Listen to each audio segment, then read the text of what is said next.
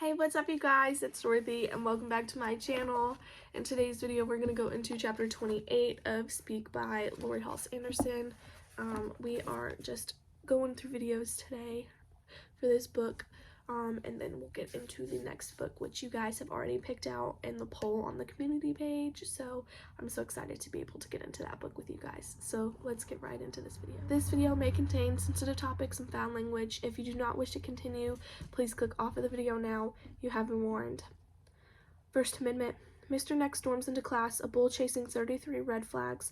We slide into our seats. I think for sure he's going to explode, which he does, but in an unpredictable, faintly educational way. Imagine immigration. He writes it on the board. I'm pretty sure he spelled it right. My family has been in this country for over 200 years. We built this place, fought in every war from the first one to the last one, paid taxes, and voted. A cartoon thought bubble forms over the heads of everyone in the class. Will this be on the test? So tell me, why my son can't get a job. A few hands creep skyward. Mr. Neck ignores them. It is a pretend question, one he asked so he could give the answer. I relax. This is like when my father complains about his boss. The best thing to do is stay awake and blink sympathetically. His son wanted to be a firefighter but didn't get the job. Mr. Neck is convinced that this is some kind of reverse discrimination. He says we should close our borders so that real Americans can get the jobs they deserve. The job test said that I would be a good firefighter. I wonder if I could take a job away from Mr. Neck's son. I tune out and focus on my doodle, a pine tree. I've been trying to carve a linoleum block in art class. The problem with the block is that there is no way to correct mistakes. Every mistake I make is frozen in the picture, so I have to think ahead. Mr. Neck writes on the board again, debate. America should have closed her borders in 1900. That strikes a nerve, several nerves. I can see kids counting backwards on their fingers trying to figure out when their grandparents or great-grandparents were born, when they came to America, if they would have made the neck cut, when they figure out they would have been stuck in a country and that hated them, or a place with no schools or a place with no future. Their hands shoot up. They beg to differ with Mr. Neck's learned opinion. I don't know where my family came from, someplace cold where they eat beans on Thursday and hang their wash on the line on Monday. I don't know how long we've been in America. We've been in this school district since I was in first grade. That must count for something. I start an apple tree. The arguments jump back and forth across the room. A few suck-ups quickly figure out which side Mr. Neck is squatting on, so they fight to throw out the foreigners. Anyone whose family immigrated in the last century has a story to tell about how hard their relatives have worked, their contributions